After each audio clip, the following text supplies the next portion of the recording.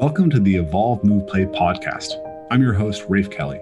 At Evolve, Move, Play, our aim is to help you cultivate a more meaningful life and a more heroic self by reconnecting deeply to movement, mindfulness, nature, and community practices. This podcast was created to bring the best and brightest minds in all of these subjects together to better understand how we can create an empowering and sustainable ecology of practices for personal growth. If you're interested in being part of this ongoing conversation, the best way you can support us and get involved is by joining our Podcast Plus membership. By joining, you will get backstage access to our live podcast airing once a month, as well as a private question and answer session with me and our guests after the show. On top of that, you'll get access to our thriving online community where you can continue these deeper discussions with people all over the world who are just as passionate and curious about these topics as you. More details about the membership, as well as the link to get signed up, are in the description below. And whether you can join, be sure to like, share, subscribe, and hit that bell icon so you can be notified every Monday when our episodes drop. Thanks so much for your support, and we hope you enjoy the show. Hey guys, welcome back to another episode of the Evolve, Move, Play podcast. This week, my guests are Christian and Damien Devaux. Christian and Damien are the creators of World Chase Tag. World Chase Tag is an amazing new competitive sport that is being adopted by a lot of parkour athletes, has a lot of parkour influence in it, but obviously is really related to the game of tag, which has been around forever. So Christian and Damien are really great guys. I've kind of touched base with them a few times over the last couple of years. I wanted to bring them on because just recently, World Chase Tag was featured on ESPN. It's really fun for me to see a bunch of my friends there jumping around doing the competition. This is a pretty exciting development for the parkour community.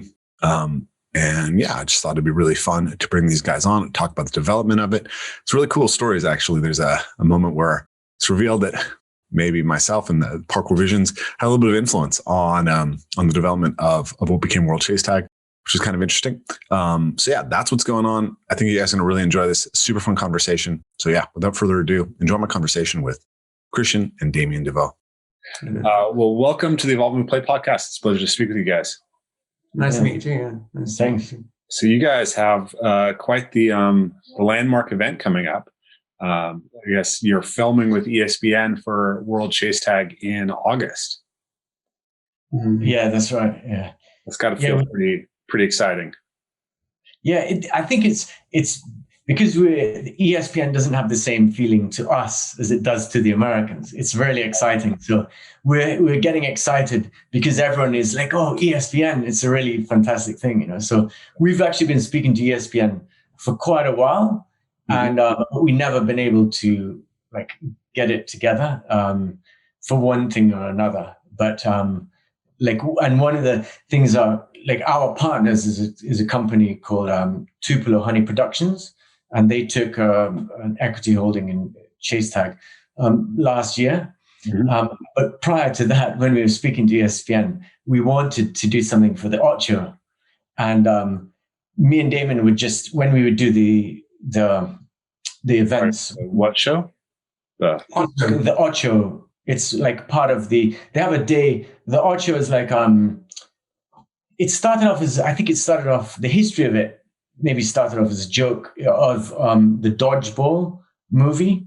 They had this channel 8, the Ocho, right? Okay. And then which showcased other kind of alternative sports. And then the Ocho became a thing where they would show so they started someone started a subreddit called the Ocho subreddit. And when I first heard about that subreddit, it had about maybe 100,000 followers or something like that. But I think now it's got about 400,000 followers on Reddit, and then it's sort of gained in popularity. And now ESPN have an Ocho Day once a year where they show other kind of sports. Yeah, and they wanted us to do this a few years ago, and when me and Damon, mainly when Damon edits the videos, we could just put it out on YouTube. That's one thing, it's very untechnical, so to speak. But ESPN gave us this manual of what we needed to supply to them. And it was we were lost in space. We tried to do it, and it was like a 75-page manual about how it needs to be. Everything needed to be framed and subtitled and stuff like that. And we didn't have the facilities, obviously, or the knowledge to even read the manual, much less do what they were asking for. So we had to postpone it. But we're back this year, and the event, the US Championships this year, is actually part of the Ocho 24 Hours Ocho. So it's part of that event. So there's quite a few sort of alternative sports showcasing on that, and we're one of the sports. And then hopefully the World Championships, if we can do that later on this year, that'll also be live on ESPN. So and the big stage for us is step up. I mean, it's good that it's on ESPN. That's a big step up. But the big step up this time is that it's live. And we've never done that before. We did it before, like on Lad Bible and on Facebook, but this year, that's going to be the big step up. Every year, whenever we do an event, there's always some big thing. Oh no, this is going to be hard to cope with. This is going to be hard to cope with. Like, the last time we did the US Championships last year, there were two big things really. We were doing it in America. It's the first time we ever did an event in America. We didn't have all the crew we have here. So it was all new crew. We had to build a new quad and everything like that. And we were dealing with COVID. And this time it's the fact that it's live. So that'll be one extra sort of new experience notched off the list when we do it this time, Cool. So you guys have been doing World Chase Tag since what, 2014 approximately? We started I guess the final version that you see now kind of started with our first event in 2016. Okay. Which is when we call that first event, essentially it's WCT1, but at the time we called it the Stora Chase Off, because we had Stora, and then we had 3 other teams that competed against Stora. But prior to that, we started a meetup group in 2014 where we would just go into Hyde Park and just with barrier tape, actually doing things very similar to what you kind of do. Like you have meetups with people in the park. Except ours was we would just chase each other. Yeah, through the trees with a bit of barrier tape. That was it. Yeah, I was watching one of the videos you sent me, and I was like, "Oh, they're jumping through trees. This is right up my alley." Yeah, very cool. So well, it kind of started in the back garden. I remember the first day when Orlando, Christian's son, was always very athletic, but he was never into tag. Christian's already telling the story, but I've started, so I might as well continue. But he was always asking us to play tag the whole time because he liked being active, but he didn't like the traditional sports. Mm-hmm. And there was one particular day, he was always asking us to play tag, but there was one particular day where Christian did the hedge, he cut the hedge, and there was a whole load of like hedge clippings in the garden. And we were playing tag around the obstacles, and we had a table and the hedge clippings, and we were just like, actually, it's really good fun if you have obstacles, because we had to jump over them and duck under the table and all this kind of stuff. And then we started to think, oh, yeah, that's pretty cool, because it made it much more intense having these obstacles. And then we gradually sort of incorporated more obstacles. And then we started to go to the meetup, do it in Hyde Park and stuff like that. We sort of jumping around a bit of the chronology, but yeah, it sort of expanded. We didn't start with the meetups. We started just from doing it in the back garden kind of thing. Yeah. So did you guys play tag a lot as children yourselves? Yeah, as anyone did. But I don't think, for me personally, I don't think we used to have I'm old enough, so we had chalkboards, and it was always this cloth. They used to get covered in chalk. So we didn't actually tag each other. We used to chuck this cloth that was covered in chalk. So you'd see it show up on the person's shirt.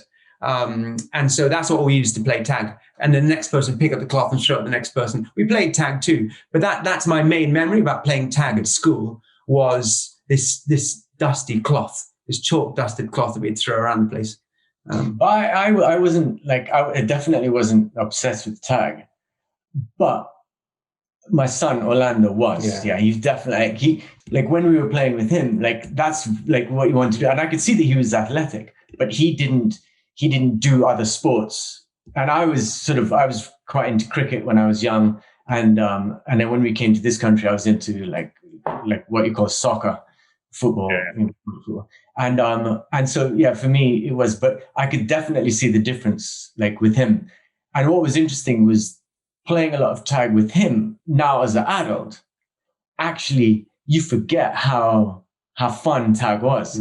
And so I sort of, in a way, got more obsessed with tag as an adult than as with a kid. You know? That's awesome. And then doing it with I found really interesting was when we were doing the Hyde Park meetups with other like adults who were not, they weren't like, they didn't train parkour or anything like that. These were just normal adults that just thought, oh yeah, I'll join a chase tag meetup group. Yeah.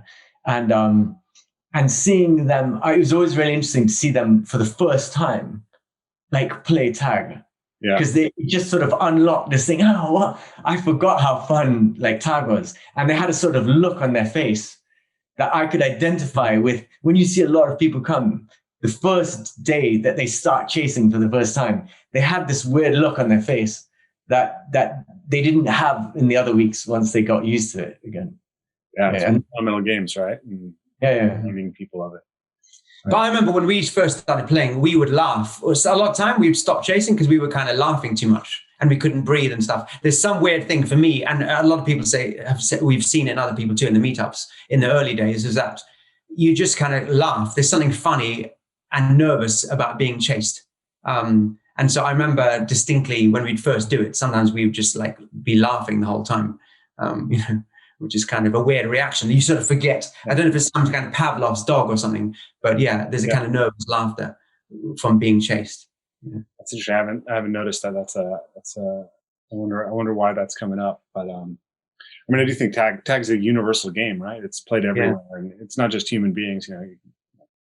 Play tag, deer play tag, horses play tag. It's like, it's fundamental. Predators pursue things that they want to catch, and so whether you're a predator or a prey animal, you got to play running away and trying. Same as hide and seek. Yeah, I think hide and seek and wrestling and fighting, play fighting, chasing and hiding. Yeah, I always remember like playing hide and seek when I was young. There's a kind of primal feeling of when you're hiding and they haven't seen you and they walk by you. There's a relief that's deep in your bones. That it's a weird kind of like just from years of the implications of what that meant getting caught. When they walk by you, you're just like, man, it's good. Some weird primal thing about it. Yeah, well, I think of play as sort of evolution's designed for the physical skills that you needed to scaffold up to survive through your evolutionary past, right? Yeah. So you look at how an animal plays, that tells you what kind of animal it is. Right? There's a reason that kittens love to stalk and pounce on things, and dogs love to chase and play tug of war. It's like, well, that's how they catch their prey. Yeah. And so human beings love to, do a lot of things, throw things, climb things, but obviously tag is part of it too. So you started with these meetups. You just posted a meetup. I'm curious. That seems like a strange idea almost, to just be like, who wants to play tag in the park and post a meetup? This was a meetup group, right? Yeah, there's a website I came across called Meetup. Yeah. And you could create whatever group you want, to meet up. So they had, I don't know, you like coffee? They have coffee meetup. Right? Like you like to watch movies, they have a movie meetup. You just form whatever group you want and put it up. And then you just put where you're meeting, when you're meeting, and what the group does. And then you just post it and then people come. So we did the first one. And then, we had 4 or 5 people show up. And then, we just went from there really. And then so we started it in the summer. And we had quite a good, the weather was good, luckily, because you can't, if the weather changes, you can't change, you set the date. Oh, I know. And then, it's difficult, awkward to change it, right? So teaching outdoor workshops for 8 years or something like that. So. Well, I've seen yours, you carry on. Yeah, you're pretty hardcore. You and actually, I think up by where you are, the weather is very similar to London, Like it's much nicer summers. So that's something people don't know about the Northwest. It's considered a cold, wet winter Mediterranean climate or cold winter Mediterranean climate. But we average like less than half an inch of rain in June, July, August, and like an inch in September, which you guys are like 3 times as much in the same period. And we've had nightmare like. But so you had good weather that summer. You're doing How many people are meeting up with you by the end of the summer? I guess the most we probably had was 15 maybe. And then, but then sometimes when you get there, people would join, they'd see, well, what's going on with all these people? And then, so people would say, yeah, come and like join you. Because the version that we played then, we were playing it like what we call, we were going to call that format, like embarrassingly, ultimate tag, right? But that's... We'll tell that story later.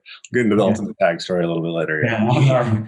But I guess like the multiplayer, the more traditional where like the tag status transfers from person to person. Sure. And I really like that because there are different tactics involved in that. And it's very good. It doesn't expose the differences in abilities of a group. Yeah. So if you don't have the cardio, or you're not as quick, or you're older, there are things that you can do to make sure that you're next to someone if you get tagged, to pass it on quickly. And the tactic track's really interesting. Do you hang around near people so you can pass it on, or it's quite interesting tactics actually for multiplayer. And so I did like that quite a lot. But then I remember there was one time in particular it was around about November. We organized it, and then and I remember being there, and it was absolutely pouring down with rain, and it was just me and Orlando. Orlando was like maybe 11 at the time, So it's me and this little kid standing under this umbrella, and it was just pissing down, and I was just thinking, no one's going to show up. And then this Japanese guy, he showed up bang on. The Japanese are so. He was in London, like 11 o'clock, boom, he was absolutely there. And then this other girl showed up as well, but it carried on raining. So we just thought, okay, let's just play in the rain. And we were slipping and sliding. We got covered in mud, and it was good fun. But I thought, we need to, we can't do this because we were doing it once a month. And then, so I looked around at indoor places. But the problem with indoor places is you have to, you couldn't just use barrier tape. You had to bring your own obstacles. Yeah. So I found some plastic guttering, that you make in the house, the pipes, and you could construct things like obstacles with the pipes, but you couldn't interact with them in a physical way. You could just jump over them and crawl under them. Yeah. And then I had an old punch bag and a blow-up exercise ball. Everything had to fit in the car. So there were all these random weird shaped things that I could just fit in the car and take up to this cheap place in London that I found. Like a 5-side football pitch. There's a indoor 5-side football pitch. And we used to put it up. We used to put it up in there. And then, so we did that for a while. And then Parkour Generations opened up. Yeah. And they had proper obstacles, bars that you could slot in with big boxes. So now you can start vaulting. Mm-hmm. And then each time they had a big tractor tire, and they had some free weight stuff that had natural bars that you could then. So we had a combination of, we'd tie rope, not barrier tape, but cable ties. And then they had the boxes and stuff. And then that's when the parkour elements started to come in, because when we were doing meetups there, first of all, the people who were there watching, they were much better than the average people that you're meeting in Hyde Park. Yeah. And so when the two worlds sort of met, the average Joe kind of dropped off. Sure. And then these young parkour guys were because it was then, the ability was much, much better. Even so, when we were doing that, when we started to go to the 5-side football pitch, we really used to take it seriously, and really athletic people started to come. So if someone was kind of indifferent about it, not that athletic or something, we were doing it quite for the time, for what it was, we were going for it quite a lot. So you'd see people come one time, and sometimes it was not say that it was intimidating, but if they weren't quite athletic, a lot of time they wouldn't come back. So it was we had a kind of and this is where we kind of differ to a lot of sports. We've always sort of taken it quite seriously, and we've always tried to have a kind of competitive environment around it and take it really seriously. And I think that culture probably started quite early on, in just we're going full on. It's very full on and intense. And it just, each time we came, and when we went to parkour generations and more parkour people started to come, it gradually started to get more and more intense, It was one particular day as well, a guy, we were all still taking it quite lightheartedly when we were at Parkour Generations, but there was one day when a guy called Andy Toman came, who plays for UGen now. And he just came in and he was just like a bull in a china shop, just like totally committed to every single tag. And I remember that day we were going like, okay, it suddenly stepped up, because as soon as someone starts taking seriously, you've all got to kind of follow suit. Yeah. And I remember that there's certain times when suddenly the standard kind of went up. Mm-hmm. And the day that Andy came was definitely one of those days. It's like, okay, everyone has to notch it up a couple of levels now, And he would get pissed off, like when he got caught and stuff, like that, Yeah. And then also, like when we went to Chainsaw, that's when we sort of begin to switch as well from like doing one-on-one, right? So we started from one tag to 1v1. Yeah, and then you could. Yeah, it becomes more serious and more like combative. It's me versus you. Yeah, it's you your weaknesses are exposed. Yeah, in a one-on-one situation. Yeah, so we play quite a few different tag games within Evolve Move Play, and it's interesting because in a group tag game, it's actually quite easy to idle, right? Yeah. Idle time. The bigger the group is too, it's like there's lots of rest time. But when it's 1v1, like there's no escape, right? It's so much harder for a parkour athlete. What I find with the group is that when you're fresh in a group situation, it's really easy, because if someone is tiring and they're getting desperate, like you can always, and there's always someone who doesn't understand the rules properly, or not understand the rules, understand the tactics. Yeah. So you can always, if you're about to get tagged, like you'd purposely get tagged while there's someone in your proximity, so that as soon as they tag you, you tag them, you tag the next person. And it took a while for people to catch on to that. And for some reason, that was because you're older and slower. That was I had to use my brain more, right? But sometimes you get caught up, and when you're that person that you just can't tag anyone, then you're getting more and more tired. This is like a hell situation. But it's interesting as well with the tactics, like when you're chasing as well, because one thing we realize with multiplayer is don't switch target. Because what sometimes happens, you're running after someone and you're starting to get tired, you're not quite catching them. And then you think, okay, I'm going to start someone else. You've tired out the other person. You're starting with a fresh person. So you've got less chance. And so we realize after a while, pick someone and just chase them until you get them.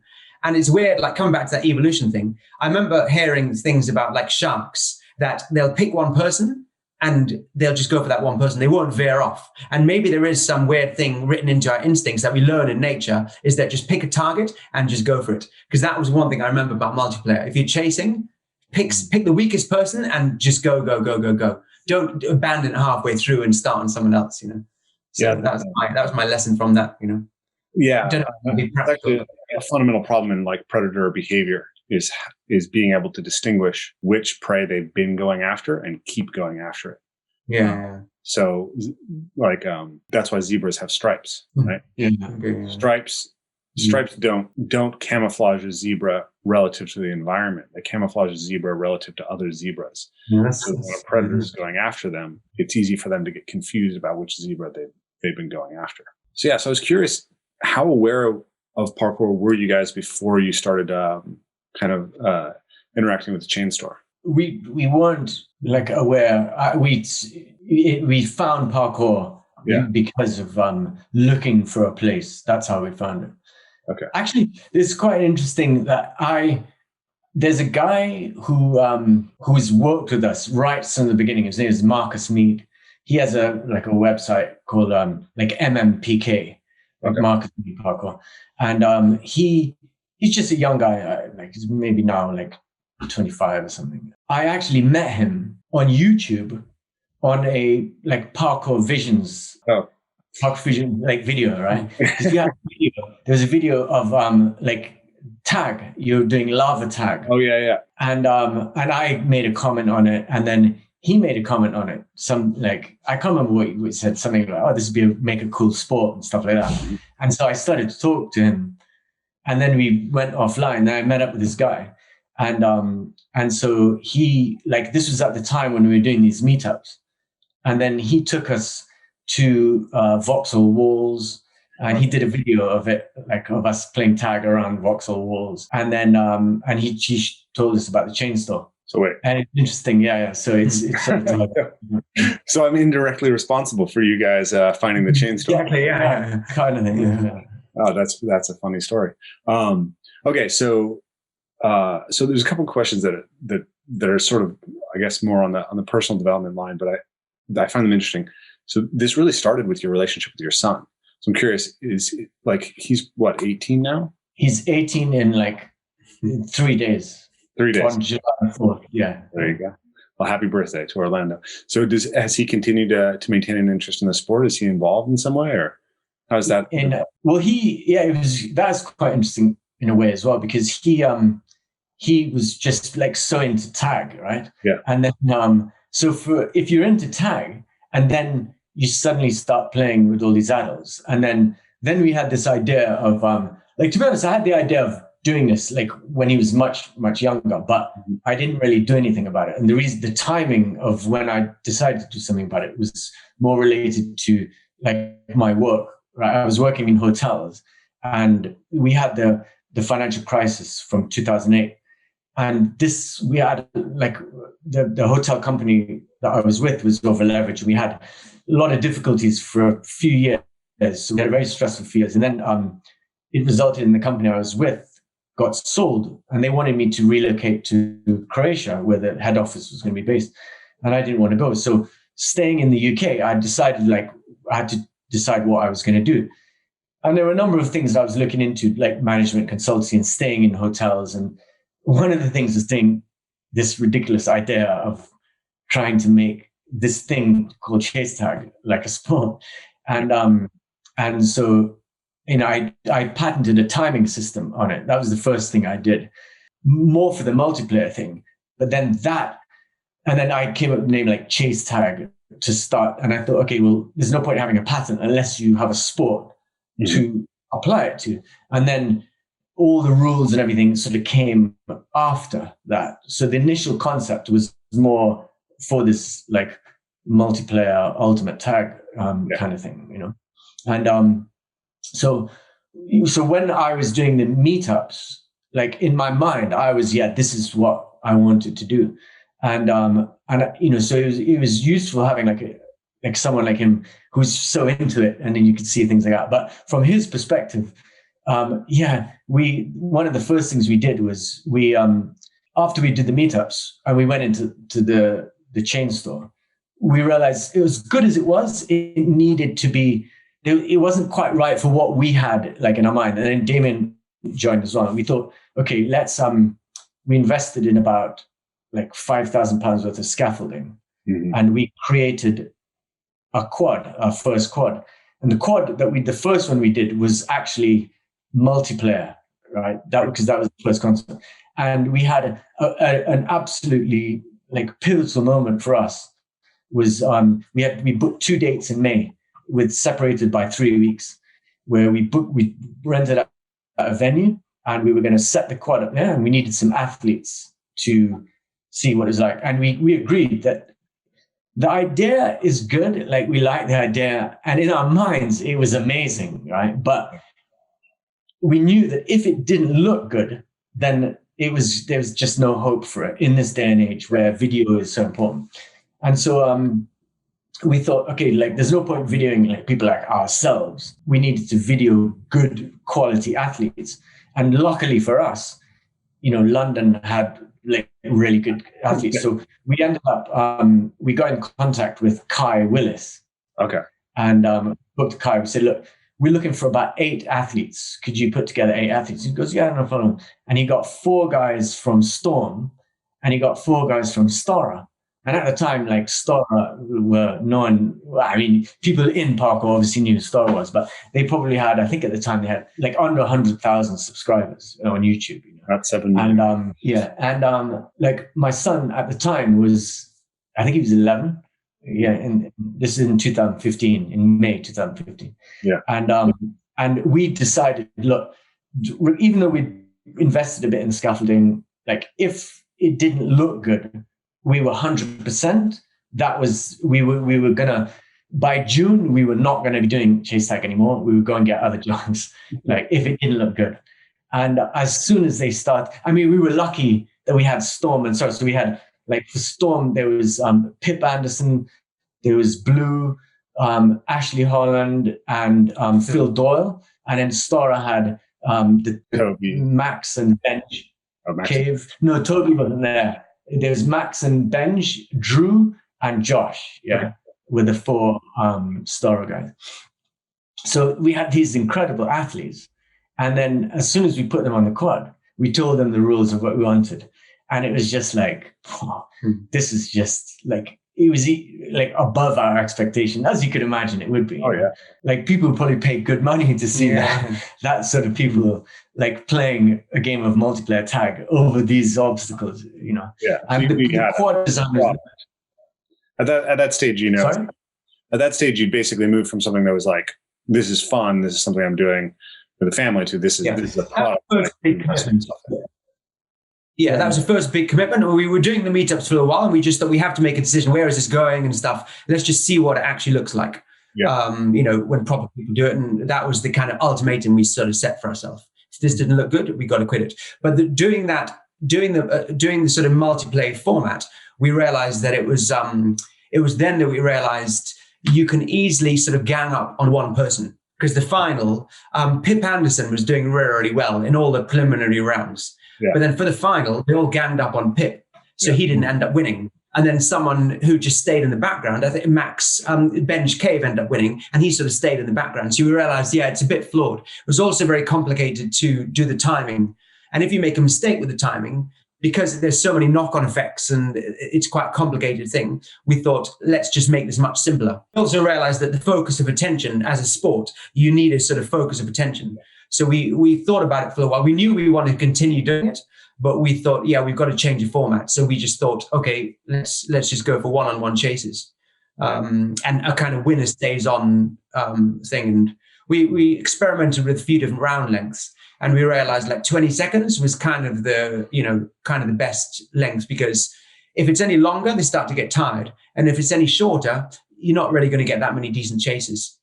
So that's when the format kind of developed, after that. And it's interesting as well for me, because the 20 seconds, how it came about is when if you think of one of the things you realize is that the chase, you need to chase like your life is depending on it, right? And if you don't, it's a different sport completely. So if you put the TV on and you see a 100-meter race, you see some guys just going like, that's all that matters. Yeah, it looks more interesting as far as I'm concerned than if you put on a 1,500 meters. And then they're jogging, and this becomes tactical. So you need to be invested in the sport. Like one of the best sports is, I think, the 800-meter race is so tactical. It's a really interesting race, but it's different. It's very different and so the difference between like 100 and 200 is about the same, but 400 is different from 200. And once you get to 400, they're not running in the same way.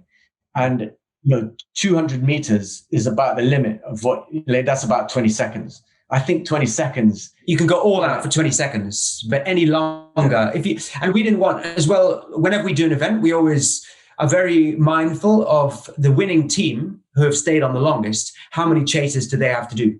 Yep. If they know they have to do a lot of chases and they start to conserve energy from the start, it's not going to look good. You want everyone to be able to, when they go into a chase, to be fresh and to be like, I can sprint for the next 20 seconds. And then you're going to get, that's what we've always tried to stick to. It has to be a sprint, a full-on sprint. Yeah, absolutely. That's what's going to look good. Especially that's what's going to make parkour athletes look good, because we can't go longer than 20 seconds. That's probably quite long. No, people can't. It's by design. We'd want it to not, we don't want it to, it's just the perfect length, I think, 20 seconds. Yeah, I agree. So we started that line with how this affected Orlando. So I was curious. So professional. Yeah, what was interesting, like I'm sort of merging two stories in one, but I'm conscious of what you're saying. So I'll try and say the two things at once. Yeah. So what happened after that? So he was very lucky in the sense that his idol wasn't David Beckham or his idol was like at the time, people like Kyle and Phil Doyle and stuff. He was then in a room watching these guys. Like he was just sort of almost training with them. Yeah.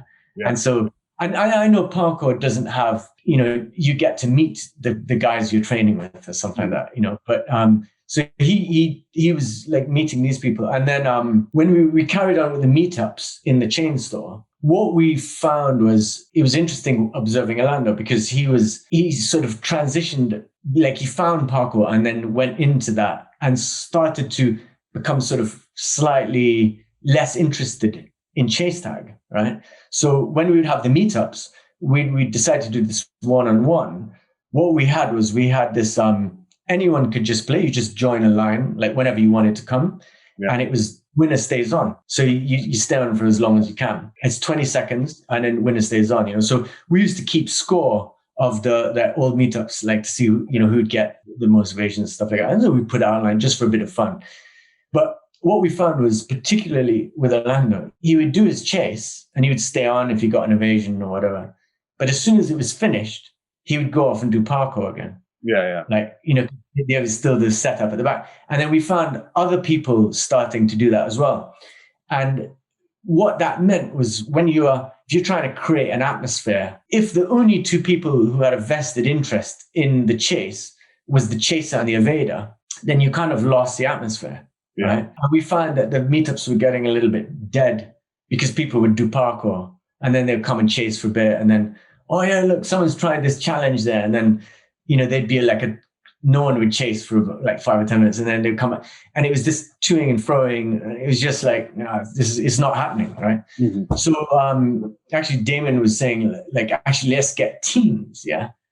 And as soon as you put on the team, then that changed everything because now the whole team has a vested interest in what's happened. And essentially, so I guess Orlando he affected that team by his lack of interest in chase tag. He affected the team thing, And then once we did the team thing, we realized that's definitely the way to go. And then we realized that things like a lot of parkour people train, and a lot of extreme sports in general, they train as a team, but they compete as individuals. So I liked the idea of, from a business point of view, with sponsorship, I like the idea of, are you a sponsor? Who's the best? Show me the best guy. I want to know who's the best. There's somehow this desire in finding out who's the best, right? And so a team, I wasn't that keen on the team because it didn't answer this question. But actually, when you saw the team dynamic work, I really, the team was definitely the way to go, And then so we decided, that would be the format that we would go. And we did our first event. We did a test shoot. So I'll talk about that in a second. But just going back to Orlando, what was interesting with him, he did that first event.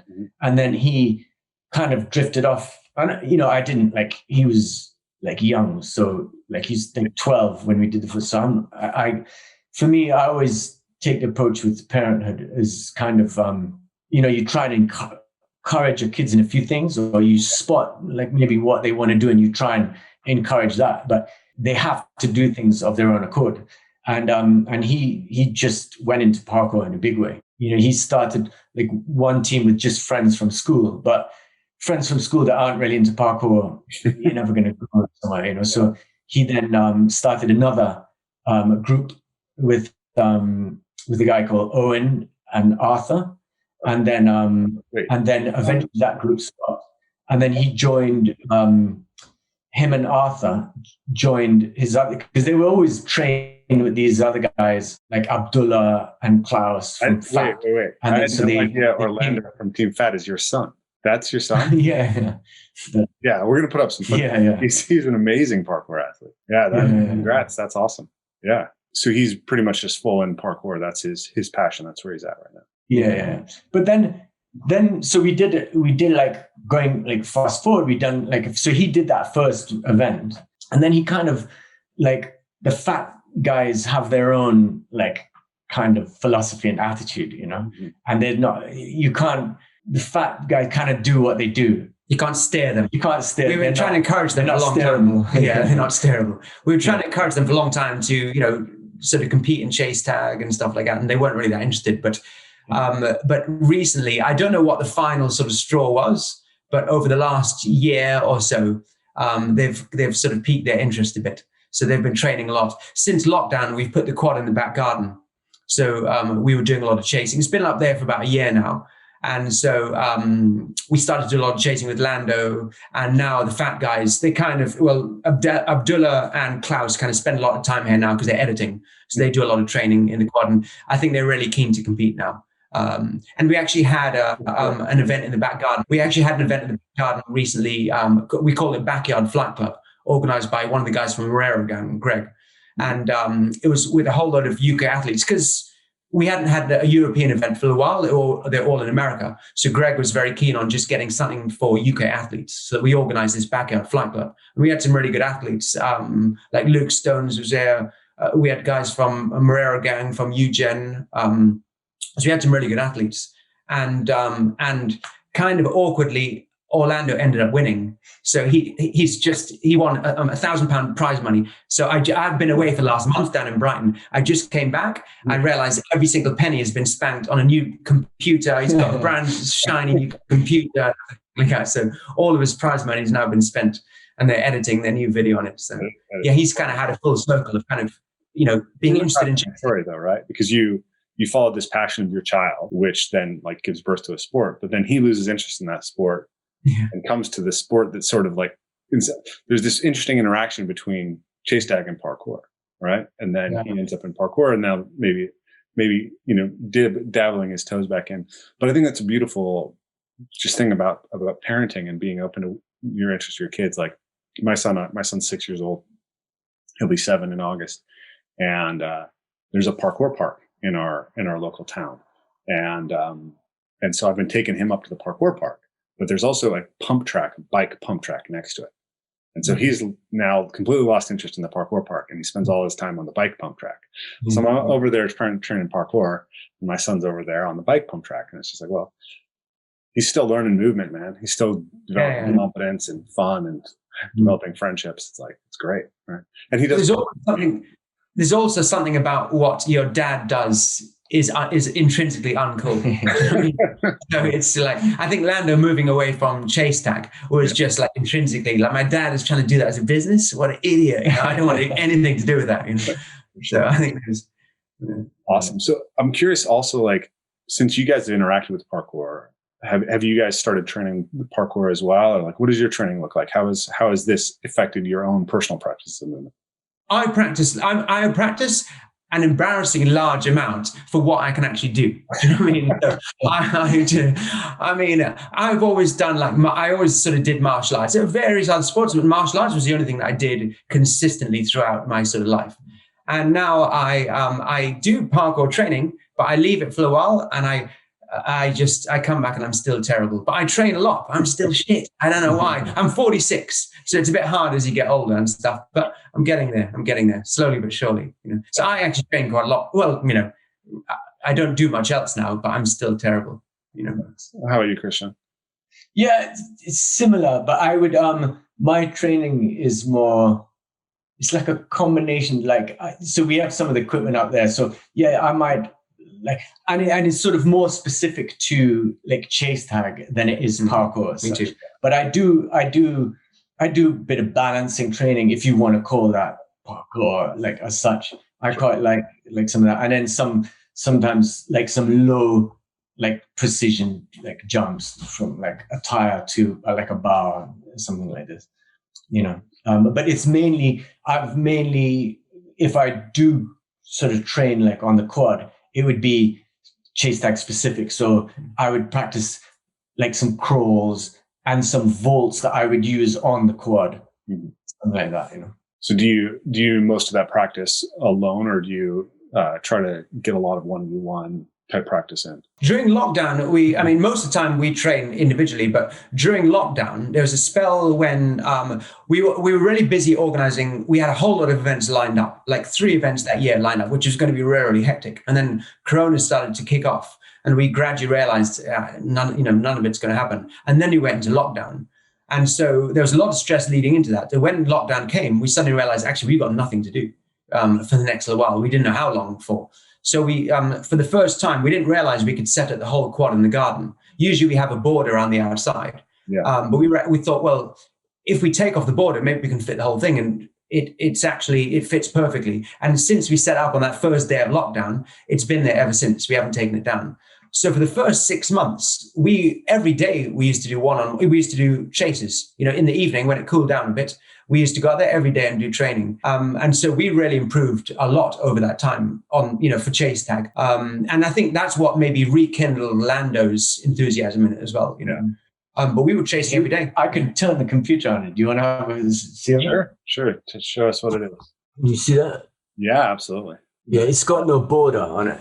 Yeah. And it's not quite like the real thing, because there's some places that the hedge is growing into the quad. So you actually have a little bit more room at the back. And then in the corner at the front line by the lazy boy, there's a piece of concrete that sticks out. So it's a bit of an ankle killer. But apart from it gives you the basic idea, So obviously parkour has had a big influence in kind of the development of chase tag, and most of the athletes who are competing are parkour athletes.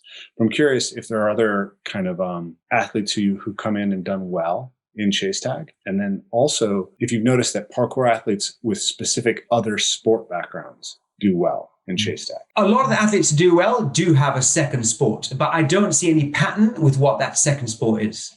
Like Davis Vasconcelos did a lot of track and field. There's other people that have done like rugby or soccer, football. And probably I don't think there's any one pattern. of the most dominant people that I've seen on the quad is Kyle Soderman, who is part of Hollywood Freerunner. Yeah. And he does he's a very well-rounded movement athlete in the sense that he does ninja warrior training. Sure. And he does mountain biking to a very high level. So that gives him a lot of power in his legs. And it also gives him crazy cardio. He was just able to go on and on and on. It was unbelievable, the number of chases he did. But yeah, there's no pattern. What we found literally from the start of when we're doing chase tag, even in the meetups, is that some people, they may look athletic or not athletic, but some people just have a certain thing that they just get it. It's really weird. As soon as you see them, you realize, okay, yeah, he gets it. And some people just don't get it. What's Mark Bowles' background in sport? Yeah, I don't know his background. Yeah, Mark Bowles is one of those people that are just like, okay, yeah, he just gets it. He just totally and utterly gets it. And it's a really weird, thing that, and then some athletes, you think, oh, I can't wait to see this guy chase. And then he just doesn't seem to pay attention to the opponent, or he doesn't know how to juke them or something like that. It's really interesting. And I'm just sort of saying Mark Bowles is interesting because he do, when you, if you look at another athlete, like Luciano from Fiveborough. Luciano looks like a total elite athlete, physically, and he moves in a weird way from I think he's come from a wrestling background. Yeah. And so you'd say, that's what an elite athlete is going to be. Mark Bowles, sorry, Mark, but Mark doesn't look the same, right? So it's deceptive. But then Mark can move like lightning when he needs to. He's explosive. And his timing is so exactly precise. He can read you he knows, like a book. He knows exactly when someone's going to move or when they're going to not move. And it's and some people just have the ability to read body language. And make the right decisions. He just never made any wrong decisions. It was really bizarre. So some people just get it. And he was a good example of someone who just got it.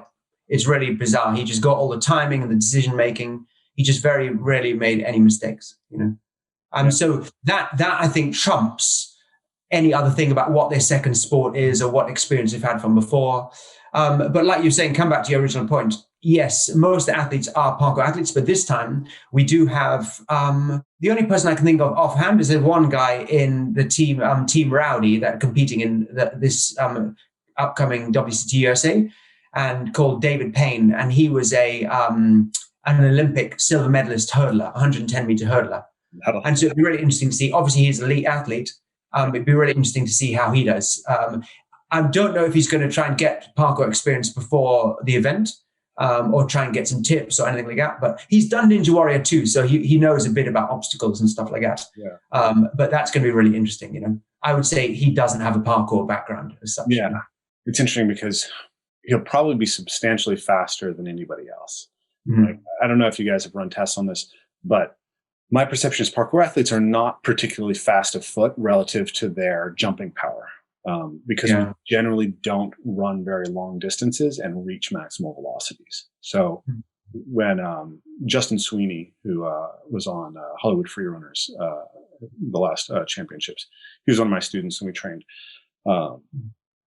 together a lot. We did a series of training with an elite track team in Seattle. And at the time, Justin was doing about a 10-foot standing broad jump, like probably 32-inch vertical, which, those are like the type of numbers that you would see in like a pretty good NFL wideout, right? But when we showed up to train, we ran about a 13-second 100, which is like a 5.1 40. And we were getting beat by the 14-year-old girls on the track team. Straight up. Now, the speed potential was there because within 11 weeks, we took a full second off of our hundreds, and went to basically being able to, my proudest moment was I beat the slowest guy on their 400 meter team in a 60-yard dash, right? So we got there, right? But yeah, so a hurdler is going to come in with like a massive speed reserve relative to most parkour athletes. There's probably a few parkour athletes who are just super fast by nature, or like have trained that a little bit more. But that'll be interesting to see. But then you're not going to get that fast on the quad. Like you can't run more than there's probably 4 meters. Yeah, you can probably. So I doubt hitting even 15 miles per hour. But you're going to get there faster when you're an athlete like that. And you're going to feel more comfortable moving at that speed if you're comfortable with the obstacles too. Yeah. And that's going to be like a crucial thing, because parkour athletes are confident that they could save themselves if something goes wrong or something. So they're confident to just give it their all with obstacles around. And I don't know how intimidating that's going to be to someone who is just not used to that. Like everything is so soft. The track is soft, relatively speaking. It's not concrete. The hurdles, when you hit them, they fall down. They're not made of. Oh, I know. Last year, you guys had a guy named, I think it was Sarit from APK, who was a CrossFit athlete who'd done some parkour and stopped. Sarin, yeah. He was killing it, right? Like, he was pretty intense. I think he sorry to interrupt. He started out. I think it's interesting when people have when people aren't adaptable to the quad, because I think someone like Sarin, he did very well at the beginning, but I think a few people sussed him out and gave him a hard time later on. So if you're adaptable with roots, someone like Davis Vasconcelos, I think he can adapt his route very easily. Even Kyle was quite limited with the routes he took. I don't want to sort of, take away from what he did, obviously, but his route setting was quite limited. So Davis, it was really interesting. I found the 2 matches they played together, GNF and Hollywood Freerunners, was really interesting, because whenever Kyle went out in the second match, Davis would always go out, and he had a really hard time against Davis. He never did well against Davis. And so I think where the parkour comes in really handy is you're able to adapt your route. If people start to suss you out, if you don't do parkour and you have a limited route, people will gradually suss it out. And then you're kind of trapped. You're limited more options, and you can be more adaptable. So, like for me, this is interesting because I'm like an old school parkour purist, right? Like I started parkour in 2005, and like I found my way to parkour.net, which was like the purist forum, right? All the free runners were over on Urban Free Flow. I don't know if you guys are aware of all this history, but we were trying to figure out what parkour was, because in the English speaking world, we really didn't have that much clarity on what it was. And we had this idea that it was about being able to reach or escape. And I had a martial arts background. So I was like, you don't learn to fight by practicing fighting moves. You learn to fight by having fights, right? They have to be limited in some way to make them safe, but you have to actually have somebody who's trying to hit you back. And so I got interested in this early on. Did you guys ever see Tag Matthews Palmer's rage frubling videos? Yeah. Well, Jimmy the Giant made a video about it recently. Yeah. Yeah, those were really inspirational to me. So I would already kind of been thinking about that because of my martial arts background. And then I sort of took those things and started incorporating them. And also, the first time that I met Parkour Generations was at the first American Rendezvous, which was in Ohio. And Kazuma, who's one of David Bell's main students, was there. Stefan Vigreau was there as well. But Kazuma organized a game of tag in a giant castle park. And so we had this big game of tag there with this huge group of parkour athletes. We'd all, like in the States, most of us had only been training for about 2 years. And there's an interesting wrinkle to that. I think we played one round where it was like tap tag. And I did pretty well in that round. But then they made it tackle tag. Okay. And so so I'm at the time I was like, just under 100 kilos. And most parkour athletes are like 75 kilos, right? 70 kilos. But I was, comparably fast and explosive to most of the athletes there. And nobody could take me down, right? So it ended up being me and Kazuma at the end, because what Kazuma did was he just climbed to the top of the castle park where nobody else would go and jumped from one side of it to the other, right? Nobody could follow him on the jumps at height. So it was Kazuma at height and then me down low, just stiff arming people and juking them out. So I've had an interest in this since, since 2006, 2007, at least. I think about the idea of the development of the generalist athlete. It's like, I think parkour athletes are really exceptional athletes. And there's something amazing in how fast extraordinarily high skills have developed in parkour. There's a few really missing pieces of what a parkour athlete can do. One is they don't have cardio, right? And like Justin, who I mentioned, like he came back and was like, God, that was so much cardio, right? Like running 20 seconds and then having to do it again is brutal, right? Repeat sprint effort is not something that's happening in the parkour community. And you could see it. Like one of the dynamics that Justin pointed out was, so there's 2 teams from Colorado who are there, Try Hard Collective and Apex, right? Did Apex have 2 teams even? Not this time. They will do it this next event, but at the last event, there's only 1. Okay. So Apex just straight murked everybody. Try Hard Collective is all kids who trained out of Apex at one point, and all and they're comparably skilled at the specific skills. Like if you want to do a single running jump, it's not that much difference between the Apex guys and the Try Hard guys. And the Try Hard guys are probably better acrobats. But the Apex guys do time trials every week.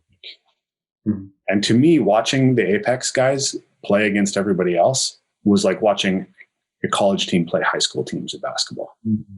Or on another level. And one thing that really, we were really interested from the start to see how Apex were going to do. And because of what you're saying about the speed, it's just all about speed. Yeah. But one thing that I found very interesting, just to show the level of kind of right at the end, we hadn't spoken to Amos much at all, but right at the end, just when he was saying goodbye to everyone on the morning after the event, we started to talk to Amos about, we have kind of metrics we use to how we measure the quad, like EQ and how we design the quad. And we started to get into a bit of a discussion about that and what the evasion rate was for the whole event and all this, and the average chase rate and stuff. And Amos was like, he found it very interesting what we were saying. And then he goes, okay, you might find this interesting. And he took out this folder and he just opened up page after page after page of just stats. And it was just like, man, so they practice speed, but also I think they're really prepared on every level about what they were going to expect. He had stats that we hadn't even thought about, like about where people got tagged and which obstacle, like if they got tagged by the tilted cube, which obstacle had they just come from? And he had all kind of filters about like, okay, is this information going to be useful? Okay, well, what if we only use players that are coming from this direction? And then let's look at that. And all like how long each chase lasted and just stat after stat, pages of it. And I was like, okay, they might have just, traditionally just concentrated on speed, but they were totally prepared for every eventuality.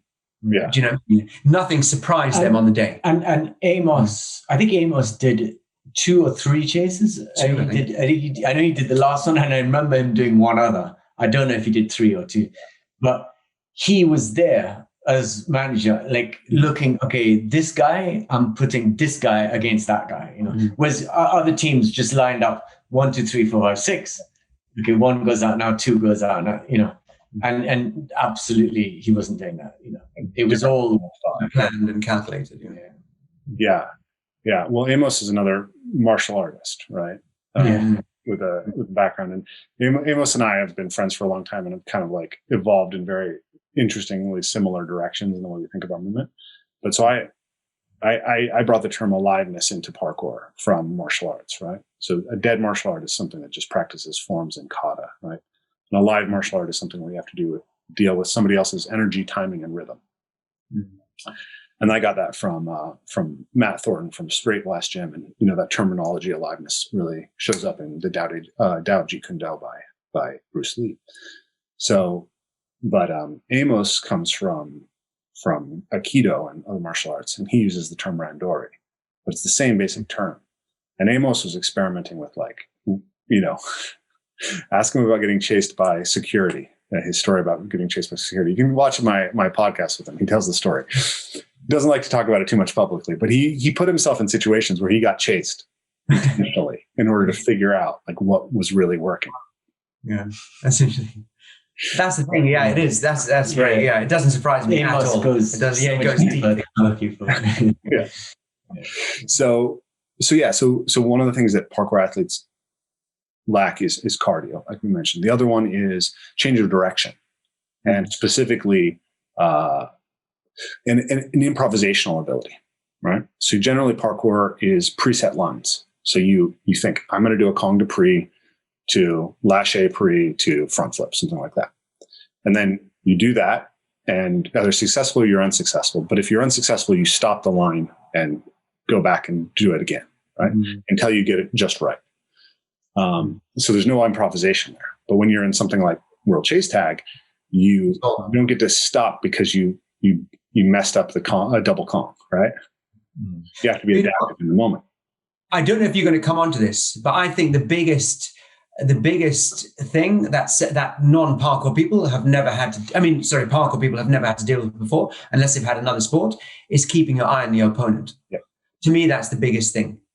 Because a lot of people, especially not so much now, but when we sort of started to have parkour athletes, when they were evading, they would just do a run. It was like, okay, I know what I'm doing. I'm just going to do a run. And they would have no idea. You still see it now. Every now and again, you watch videos and you think, everyone is guilty of it to a certain extent, but you do something and you make a terrible decision. It's just because you're not looking, you don't have any thought about where your chaser is. Yeah. So keeping your eye on your opponent is something that I don't think there'd be any reason for any parkour person to have that embedded into them. Other sports, there's a reason to have that, but I think chase tag, that's one of the most important elements, keeping your eyes on your opponent and knowing exactly where they are. Situational awareness and visual flow. Like one thing is actually where your eyes are or where your focus is visually has a huge impact on your motor control as you're moving over an object. So it's actually a big change in the way that you're managing motor control to have to attend to something in your periphery. Yeah. But I've seen it on some of the footage going back. It's really interesting going through the footage in sort of slow motion. When editing it, you really get to see all the little bits of footage. And it's really interesting sometimes you notice like some people doing things like striding over the sisters and mid-stride looking back at their opponent. Doing these crazy, crazy things and just looking back at them. Yeah. And that takes a lot of kind of confidence in what you're doing and sort of adaptive ability to be able to just, my legs are fine. I'll be fine. I'm going to turn my back and look where the other guy is. That's, that takes awareness too, right? It's about knowing where within your movement you have the opportunity to take a moment to look. Right? And attune. But I noticed when I was watching World Chase Tag that you'd see some very skilled parkour athletes, really top level guys who are super powerful and fast, and they get caught because they actually got too far ahead and lost their awareness of where they were on the qual. So they'd see a line, and that line would allow them to get away from someone, and it'd succeed to the point where they were really far away from them, and then they wouldn't know where to go, and they wouldn't be aware of where their opponent was in space, and then they'd they'd not have the next sequence set up, and then they get caught while they're kind of trying to adapt to the fact, like, where is that guy? Yeah.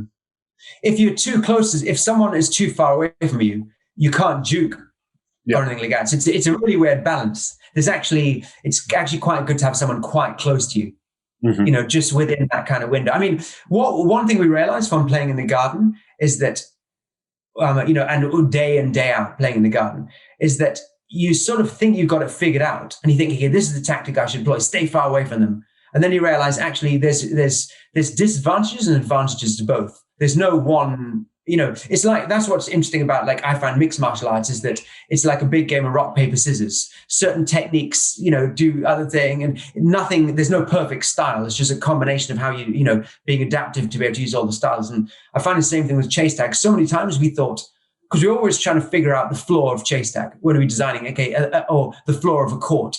Is there going to be a certain tactic that just kills the game and that you can always win if you use this simple tactic? But it's quite nice. What we've realized so far is that there is no one skill. Yeah. Every skill has a weakness. There's always some weakness. And I think one of the main things is if you're too predictable, you've got to be unpredictable. So you should stay far away sometimes, but then stay close other times. Just be unpredictable. That's one of the things, so fortunately we found so far, it's a constantly fluid thing. There's no one thing that you can do to kind of win all the matches kind of thing. Yeah. And I found that really interesting. Like because when we had the quad, we didn't think our garden could fit the quad because we always used to put up with the border. So we were only able to put up a quarter of the quad at a time. Mm-hmm. So we designed it on paper, but we never had it in the garden. So the only time we put it up was when we had an event. And when we have an event, we could never play on it because all the athletes want to train on it, right? So it's as weird as it sounds, we never played on the quad until lockdown. Mm-hmm. Yeah. And when we did play on it a lot, then all of a sudden you realize actually there's a lot of stuff, and so we always think about, like, how much does the quad need to change? And I'm not sure if you're aware of, you might have heard people talk about, like, EQ. Yeah.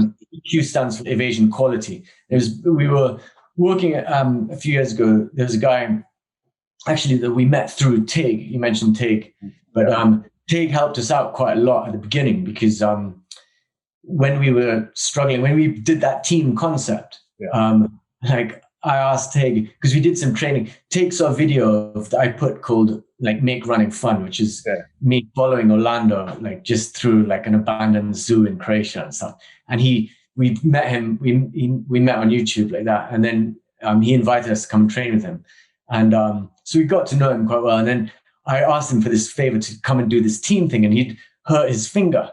And he didn't want to do it, but a few other people had dropped out. So, like, we were so desperate that we said to TIG, look, can you help us? I'll do anything you need. And he was doing his flats. So he agreed to do this test thing for us. And then me and Damon had to pay him back by working, like, a day each in his flat, helping him cement and stuff like that.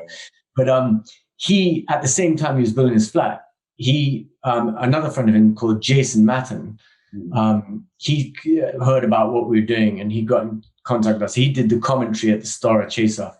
Nice. And some of the obstacles that we have were actually his names. He named the obstacles. I think loading bay, tilted cube, I think the sisters. Front line. And the front line, yeah. And he came up with this concept of EQ, which is evasion quality.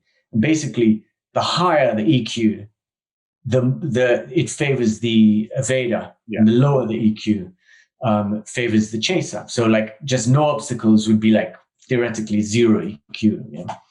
But EQ is a very important concept for us because to get the balance right?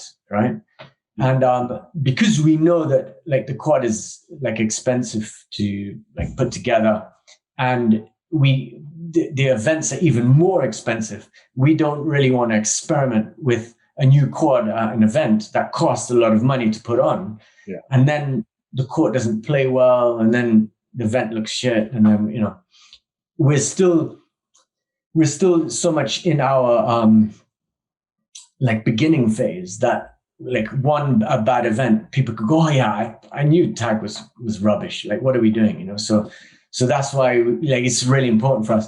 But I think the way the quad is now, maybe we'll do some minor changes to it. But for us, it was very nice to see this quad being able to play this cat and mouse game where it was constantly, as soon as you figure out something as an evader, the chaser figures out, oh, that's what you're doing as a chaser. And so it's ever changing. So in a way, the quad is just, it's like a chessboard and the chess pieces. That's set. It's now up to you how you utilize those pieces. Like one of the things that parkour people say a lot is that the quad should always change because you're testing your adaptive ability.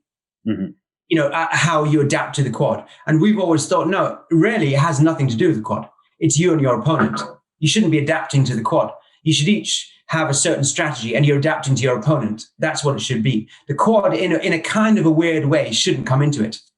And that's why we've kind of chosen to stick with the same quad for now. There's other reasons too, just practicality reasons why we can't change a design the whole time. But I think that was an interesting thing that comes from parkour, is the sort of desire to have to adapt to the quad. You should be adapting to the opponent. That's kind of what we've kind of learned from that. You know, the conclusion we kind of came from that. You know. Yeah, I mean, I think that makes sense. I definitely love the idea of having variable courses, right? I understand the logistics of not having it. Yeah. From a parkour athlete perspective, you want to be able to adapt to both, right? Because what we probably do in the future when we have more money is to be able to have the standard quad and then have separate competitions where it is adaptive. But it takes quite a long time to design a quad and test it out properly. So, and we don't have that at all now. If we had a separate warehouse, we would try out totally different designs and have totally different design competitions and stuff. But yeah, I think the idea of having people now to scaffold up makes great sense, right? But like we used to have this discussion, like in the early days of parkour, the idea of competition was really controversial, right? Mm. I don't. Have you guys run into that at all? As anyone? Yeah. From the start, because we always sort of really like the UFC and all came from a martial arts background, and obviously martial arts is so ultra competitive. Yeah. So we were like, okay, yeah, you know, like iron sharpens iron. And our tagline is, not a tagline, our mission statement is that we want to see the best people chase. Yeah. Competition brings out the best in people. And so we wanted to create a very competitive environment. So people have to push it. So they're at the pinnacle of what they could possibly be. And so competition was always really embedded into what we're trying to do. And so when we started to do, you know, sort of merge in a bit more with sort of parkour athletes, we really noticed from the start there was a big resistance to sort of competitive stuff. Yeah, not really big resistance. Well, the thing is, the one thing that I'd say is important for us, like when you talk about that, of competition in parkour, right from the start.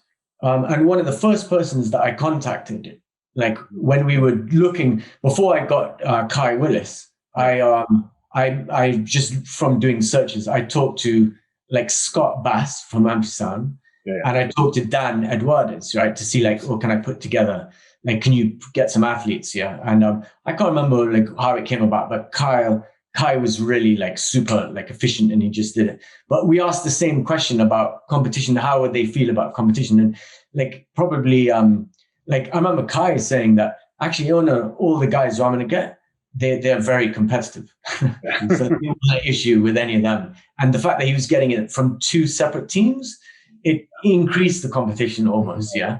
But Scott and Dan said very similar things.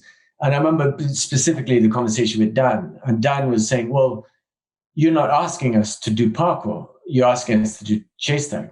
So I don't have any issue with, it's like, if you ask me to play tennis, I'll play tennis, no problem. Yeah.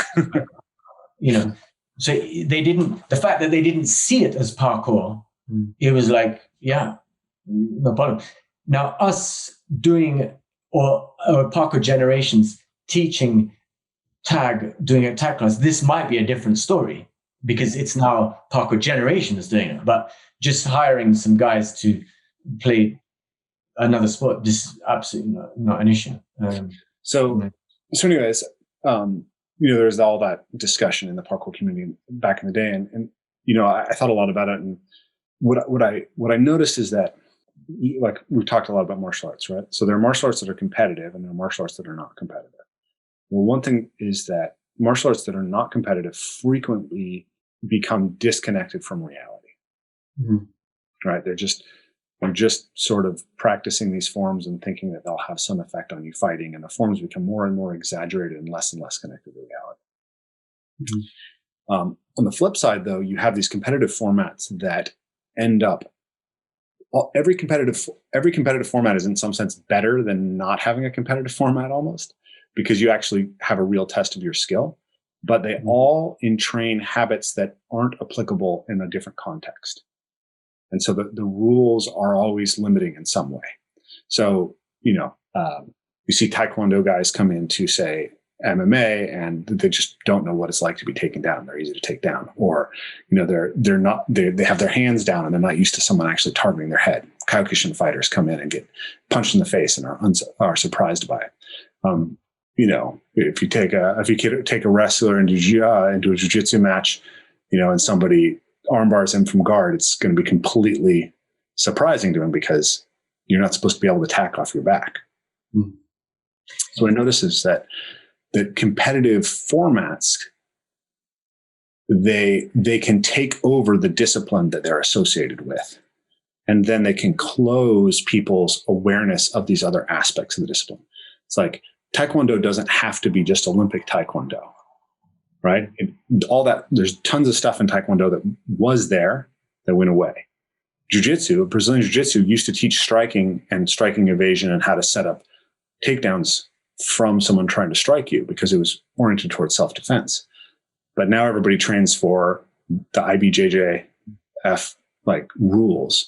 And so you're not going to go into a BJJ class unless it's a basis class and have to deal with someone striking you in order to get to your grappling range, right? So this is what I think about in reference to, I think World Chase Tag is it's nice that it's separated conceptually from parkour. It's like it can sit nicely within a sort of ecology of parkour related competitions.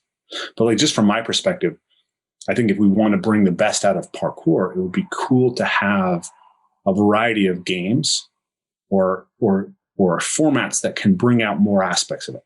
I was thinking about it in reference to this conversation. There's no swinging in chase tag.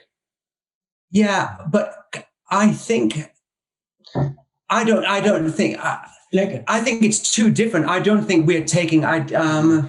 I think. Look, I understand what you're saying. And I heard a podcast. I think it was maybe your podcast, yeah. And someone. I think it was Renee Skevington, yeah. And I really feel his pain, right? Because if he doesn't like chase tag, yeah. And then all the kids are coming up to him and saying, "Oh, teach me chase tag," it's just like, I totally get it. And from being where you're trying to do something, I get what, you're focused in on something. And if anything distracts, it's just such, especially when you've put so much years of effort and something into trying to hone what you're doing, right? But from our point of view, we do what we do. And we, I don't know if I have a lot of notes that I put on the side of my desk here of inspiration things. And this is not particularly inspirational to anyone outside me and Damien, but very early on, this is when we were doing the Storm Stora test shoot, we came up with this idea of a mission statement. And our mission statement was, what are we trying to do with the business? And we came up with, we want to see the best people chase. Mm-hmm. And for us, for everyone else, it might be rubbish, but for us, that has been so, so, so useful, because anytime we're faced with a decision about, oh yeah, put trampolines, they bing, and they go flying to the air, and they do it's, or make it higher and bigger and longer, and we just want to see the best people chase. And there are some things, it is limiting. Yes. I have seen people put videos together that say, oh, they should be doing this, they should be doing that. But, we're limited in what we're able to, and we're doing the best that it's not like we just rushed out some quick format that we thought, okay, let's just put this format out and try and make some money doing it. No, we've thought of scenario upon scenario upon scenario. And yeah, swings is one of the things. We try and put in a few things like where people could like at least underbar, but it's hard because some things are just not as efficient as others. And, we want to see the best people chase, and we want the action to be fast and furious because that's what we believe looks best. And unfortunately, there's just some things that we're not going to be able to do, but going back to but can I say one thing? I think we've sort of limited it. We know. I think from an early stage, we kind of knew what the action we wanted to look like, and we just said, okay, we really like this action. We're not going to vary it for the sake of varying it. So I think we've sort of just thought, okay, we like how it is. Let's just run with that. Maybe over time we can add more adaptive quads, but But I think like parkour we got our own problems to deal with. Like how do we try and create a community and an ecosystem that survives on its own without just more investment and more investment, And kind of parkour is faced with the same problem. Now our concentric circles are like, there is some overlap with it, right? But parkour has its own problems of how do we keep like young people interested in what we're doing, and how do we get to a situation where, like I think René was saying, like, I want to see someone do a concrete. I'd be so upset if chase tag got so big that no one was doing concrete, or any other kind of or any other kind of parkour specific move. And I totally agree. I would be like upset if I didn't see. But I think that the way, and when I look, because I have first-hand experience of teams like FAT, there's certain things that I realize that will never change, and there'll always be young guys who form gangs, and sometimes those gangs will play chase tag, but chase tag is a hard thing to, it's hard on the cardio. It's, if you want to be good at chase, there's certain things that you have to do. There's some things that will, I think, never die out. And that was a bunch of guys hanging out, doing silly things. Different challenges. Challenge, do this. Yeah. And whether you call it parkour or free or whatever you're going to call it, that will always happen. There will always be guys who are hanging out together. Oh, I bet you can't jump from there to there. I bet you can't swing from there to there or that. And that's never, whatever people call it, that sort of thing will never die, I think, while there are young people around. And as far as what we're doing, I think we're trying to kind of boil down to the essence of what, like, we always look at our thing as being the top of the pyramid. That's what we're trying to do. If we would have started off as a sport and we said, oh, okay, this quad is good for swinging, this quad is good for running, this quad is good for crawling, I think it would have diluted it a bit. We want to kind of flip it and say, okay, what's going to be the pinnacle of our sport? Let's try and do that so people can see the potential, and then hopefully it'll sort of grow from underneath like that. So I think we've always been interested in, what do we want to see? We want to see the best people chase. What kind of action do we want to see? Let's design a quad that kind of gets the best action of what we want to currently see. I don't think we want to kind of divulge into, okay, this is a different kind of quad that has this kind of action, and this is a different kind of quad that has this kind of action. I think we've always been kind of, in a way, trying to distill it down to its purest form rather than broaden it, if that makes sense. Yeah. I mean, I always think that, I always talk about this idea of deepening and widening within practices, right? It's like, so you want to really, really understand what you do, right? And then experiment with other things, and then really, really go deep into what you do and experiment with other things. And then you sort of, that's how you layer mastery, is through those two things, right? Mm-hmm. It's like, if you're an MMA fighter, it's like you might want to have one home discipline, right? It's like, that you're a great striker, you have that. And so it's like, you go and you build your jiu-jitsu, you build your wrestling, and then you go back to your striking, right? And you say, okay, well, how does all of that afford my ability to do this thing that I'm great at? So that's how I kind of think about it. I mean, obviously, I'm a synthesizer, right? Like the whole thing is all this incredible breadth of practices, and what we do with Evolve Move Play is we have a bunch of different varieties of chase games, right? And so we think about how we can facilitate the development of it, right? So like you said, we want to see the best chasers. Like, so my question for you guys wouldn't be the best chaser be somebody who can chase across a broad variety of circumstances as well, though. Absolutely, yeah. We want to see the best chases on our quad. Do you know what I mean? Sorry, well, yeah, maybe we should reiterate or fine-tune our mission statement. We want to see the best chase. We want to see the best people chase in 20 seconds on our quad. Do you know what I mean? So yeah, but we have like, we can't have too many things, because especially at the beginning, one of the beauties I think about what we do is, this, you probably heard the like, keep it simple, stupid. Right? And like it's one chaser, one evader, 20 seconds, don't get caught. That's it. It's really nice and simple, right? But you wouldn't believe if we went into the details of all of the formats that we came up with. I'm sure. I mean, some of them were ridiculous. Or quad designs that we genuinely were talking about. Yeah, this would work. I mean, when I think about it now, it's utterly ridiculous and totally laughable. But we went through that and we discussed it, we tried it, and now that was shit. That didn't work. Why didn't that work? We did all of that, and then over time, and it's sort of weird because it seems that it's so simple now. It just seems that, well, it's obvious to do that. But why did we complicate it by doing all this? We did so many ridiculous things. Like, for an example, one of the ones we had, it was like have like 2 or 3 people chasing one person, because we thought that could be really impressive moments. We realized that as soon as you have 2 people, the quad needs to be not just double as big, it needs to be like 4 times as big, because it's so easy for 2 people to trap someone.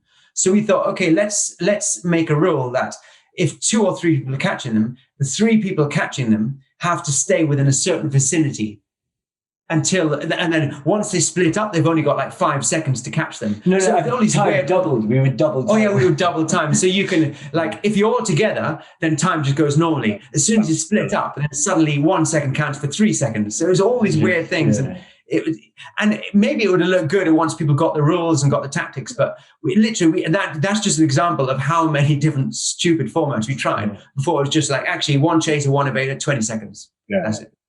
There's do you guys follow any of the like ecological representative design stuff in like the team sport world, like Jamie Smith, the U.S. Strength, or Jeremy Frisch, or some of these guys, Sean Mishka? Like, basically they're trying to make practices be less about just pure attribute development and more about things that are representative of situations that occur in the game.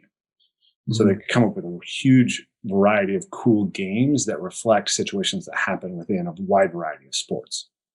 So you'll see things like 2v1s, 1v2s, 2v2, 3v3, a lot of use of flags, So that's something that I was thinking would be interesting on like the quad, would be like a 2v2 with flags, where, you had to get, the two chasers have to get the flags off the two evaders, for instance, would be an interesting way to play the game. So my brain's going on those type of ideas. I think there's lots of fun to be had, but I think you guys are. One thing I realized that like doing like from the multiplayer or the ultimate type version, like let's call it multiplayer to not confuse the audience. One thing I realized from the multiplayer version was that a really important thing, because there's no ball or there's no puck or shuttlecock or whatever. You have to know where do I look, right? And to me, like one of the new sports I really like is like ultimate frisbee. I think that's like, in terms of sport, that's ultimate frisbee, like literally has it all. But people often talk about dodgeball. But when I look at dodgeball is only good when it gets down to the last couple of people, because I'm just seeing balls and people, and it's just chaos. I have no idea what to look at or where to look, and you miss something. And so, like, to me, that's the flaw. And that's one of the, with the multiplayer, you must know who is on it, like who is on tag. And so, and you can do that with light. You could light up, especially if you're in a controlled arena where you can darken everything. So, but the problem with these other formats of 2v1 is just like there's no focus of attention. You have to have focus. What we realize after doing that one-on-one is just a focus. We all know. And as well, what's interesting as well, someone only told me about this later, but like our dog, Christian's got like a Jack Russell. And when you start chasing, he immediately knows who's chasing who. He understands the game. So if we both stand on other sides of the garden and we say go, when we say ready, his ears pick up. And when we go, he immediately knows, okay, we're chasing him. If we swap around, he'll know, okay, we're chasing him now. And apparently, I don't know much about it, but someone told me later, it's called a fixed action pattern, when animals can just recognize a pattern and know, okay, I understand this game. And I think with chase tag, you don't need to watch it for like 3 seconds and you know there's a clear goal. The timer's on the corner of the screen. You know, okay, we got 20 seconds and he is chasing him. And that's it. Do you know what I mean? And I think that focus of attention is something we recognize quite early on.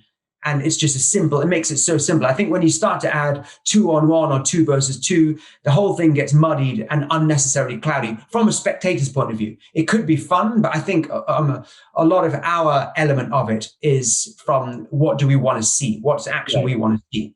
And I think for us, it's the focus of attention. You know, that is a big element. As far as making it a successful sport, that's key. If the spectator doesn't know where to look, or there's multiple things going on at the same time, it's just not going to work, right? It's going to be chaos. Like we play a couple of games. We play a game called Everybody's It. So you have a bunch of people, say in a course area. You could play it on the quad, and anybody can tag anybody, but you can only tag someone after you've done a movement, right? So if you go over an obstacle and you land on the other side, then now you've earned a tag. You can only earn 1 tag at a time. Right? This game's super fun. It's a really great developmental game. It would be absolute shit to watch, right? Like, how are you going to track that, right? Yeah. That's what we found about like dodgeball and multiplayer and stuff like that. It's very, you don't know where to look. It's very difficult to tell if rules have been broken and stuff like that. Yeah, absolutely. So I think like the idea that I talked about that we were concerned about of the competitive format consuming the sport, that's not something I'm actually worried about. I think that what's happening with parkour looks a lot like, say, rock climbing, right? Where you have multiple competitive formats that are associated with rock climbing, but people who are really into rock climbing generally still just rock climb. And also difference. So there's speed climbers, and there's bouldering competitions and other types of competition. And it's like this could be the same thing for parkour. You can have athletes who are doing World Chase Dog and doing NAPC, right? And other formats are out there. This is really purely from a selfish standpoint. I'm interested in the idea of like, how do you design multiple courses that bring out different aspects of the discipline and cultivate the qualities of athletes that are generally capable in the way that I'm interested in them being generally capable.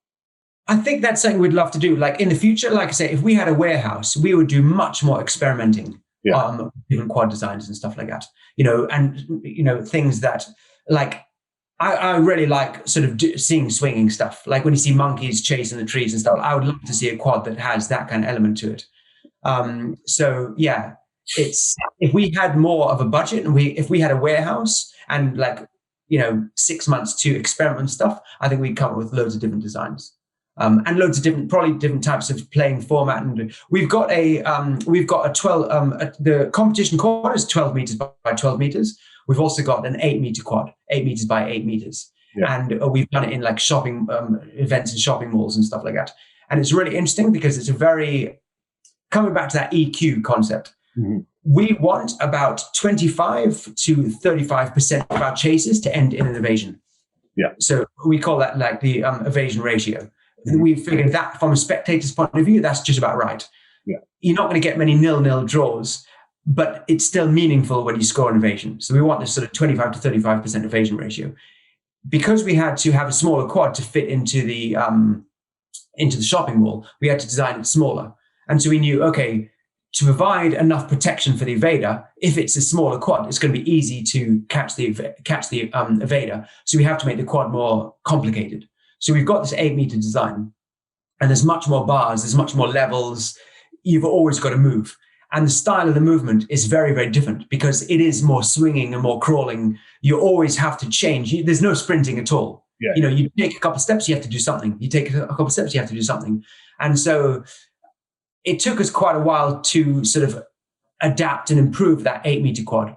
And I really like the action. Christian isn't that keen on it, but I really like it. It's crawling and scrambling and diving and swinging and stuff like that, much, much more. And one thing we realized, because it's a smaller quad, the kind of anxiety levels are much higher because you're always really close to the person. Mm-hmm. So they're right there next to each other, just moving around. And so it's a very different style of game. And it does have a big impact on how it looks and how it's played. So given more time, I think we would organize different types of quads and experiment with it. But we just haven't got the time or the funding to sort of do that at the moment, Yeah. But yeah. But as well, I think. And also, like, a big factor for us is that, like, when you're trying to do essentially what is a new sport, that you got some really big hurdles to get over. And that is if you compare it to something like, say, soccer or American football in your country, right? It's played in schools, it's played in clubs. The local town is providing pitches, goalposts. They give you free gym at night. There's whatever there is. The council are paying money. The schools are paying money. There's money going in. Like, but when you're doing something like chase tag, there's like, where do the teams go and train now? So now we have an event coming up. It's in someone's back garden, right? And all teams have to fly to Colorado to get a chance on the quad. Some teams are not even going to get the chance to go on the quad. It's not, this is not like the future, but it requires so much investment from each people. So for us, it's really important to try and, like, what we're trying to do is, if you can create a community where you have to try and create, and this is you have to try and create a situation where it's not just you that benefit. Everyone needs to benefit from this, because if other people could benefit, then the whole thing grows and it becomes much more powerful. Yeah. But this is a really big challenge, Mm-hmm. And that's what, like, with the quads and everything, this is what we're, like, trying to create, So, and we have partners, like, set up, we sort of divided the world into sections. So we got Pan America, Europe, Middle East, and Africa, and Asia. So, like, for Pan America, we're, like, Mark Turok is developing the training. So what we want to do is have something like a license, so people could do like gyms or personal trainers, whatever. They can do the training, so they know about, like, quad safety and quad design and strategies and that sort of thing. And then they can have their own quad. And then, so, like, Mark is doing it for there. And then for Europe, Middle East, and Africa, there's a guy called Loic Ascarino, who is, he has a gym in Lyon called Kimio. And then in Shanghai, we're talking to some guys who actually we've done probably the most with them. The guys in Shanghai is Kyle Shapiro and Martino Chen. And they've got a company called Link Parkour, and it's also Shanghai Parkour Association. Mm-hmm. And China is developing quite well. We got these people called Go Sport, and they've signed a deal to do on the 8-meter quad in shopping malls. They're doing 10 stops in 10 different cities. Actually, I think it's 10 different cities, but they're doing 12 stops. And then it culminates in October. They'll do the China Championship underneath the Oriental Pearl, the big Shanghai building. It's called the Oriental. The building that everyone would recognize. They're doing it underneath this in October. So things are going quite well in China. And it's just a shame that with everything with COVID, I don't see that the Chinese team is going to be able to make it out, like, this year. I don't see it. We'll invite them, and if they can make it, that'd be great. But I don't see it's going to happen.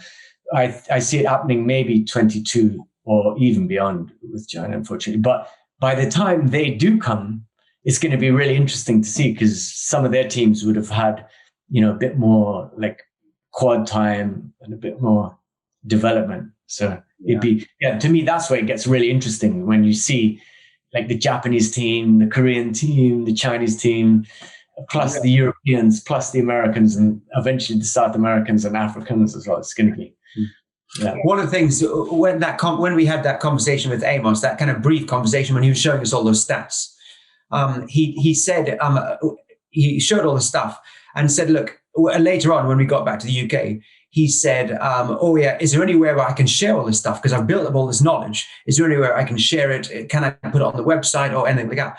And I actually said to him, well, actually, no, keep it to yourself, because what we kind of want is to, like in the early days of the UFC, they had all these different styles just come together and you were just seeing, okay, which style wins out, you know? And then now it's kind of just morphed and it's really improved a lot. You know, just the overall well-rounded mixed martial arts has just changed completely now. And what I'm really interested to see is if each team have their own tactics and they don't tell anyone about their own tactics, they're going to come with all these different styles. And I find that very interesting. Different ideas about how long do you kind of stall behind an obstacle and wait? Do you run to the next obstacle straight away? What, you know, how you use your timing differently. And I'm really interested to see how, like, and the interesting thing about the Chinese team in particular is that we don't share social media channels. So we don't know anything about those athletes. Yeah. So it's going to be really interesting, give them a year or two to have time on their own quad. No one will have any idea what to expect when they compete. So I'm really interested to see what happens with that. You know, sounds super fun. Yeah, we have, like I said, we have a parkour park here in town, and I just suddenly had a vision of the quad there. You know, like every parkour park had a little quad instead. That'd be cool. It'd be cool too to have like talking about that stability versus variability of training environments. Like if every parkour park is different and every quad is the same, then people can play with the elements, and you can play the game in the park, right? Or you can incorporate the park. And you can have this one thing that's shared. Like that's one thing that I think powered CrossFit to grow really fast, is that you can do a shared experience that everybody else is doing, right? So it's like, if we all put 135 pounds on the bar and do 30 cleans, and I can cross compare what I'm experiencing with what you're experiencing on the other side of the world. But I have the problem of trying to teach people to do the movement that I do, which is really, really unique to the trees and rocks in my native area, right? And then I have to help somebody in France find trees that are different from mine and figure out how they move in those trees. That's a real barrier in some ways. Yeah. There's something beautiful about it. There's something really powerful about, like, we want to create for me, I want to create that kind of adaptability and that multiplicity of vision. But there's something cool also about having, like, what is something that we could have that we know is stable across all of these places? And in context, I think context is really important for like what we found with chase tag. If someone is always by the tilted cube and they move, if the obstacles change every event, I think you would lose a certain kind of context. And what we're hoping as well is that, like, usually before an event, the athletes get like 45 minutes time on the quad, and that's it. If we keep the same basic quad design, what they'll be able to do in like 20 years or 10 years, I'm sure there'll be changes from now till then, but if there's a standard quad that they can just get to know really well, it'd be really interesting to see how far they can just get to know that quad, and just they will be tweaking along the way, because I'm sure over time there'll be certain weaknesses in the quad, and as the standard gets higher, we'll have to add more EQ again and stuff. So there will be changes, but I'm really interested to see what level of competition we'll get to if they just learn those, like IMAX. Yeah. So many people know IMAX, so the moves they're doing at IMAX is so crazy because they've just drilled it and drilled it and drilled it and drilled it.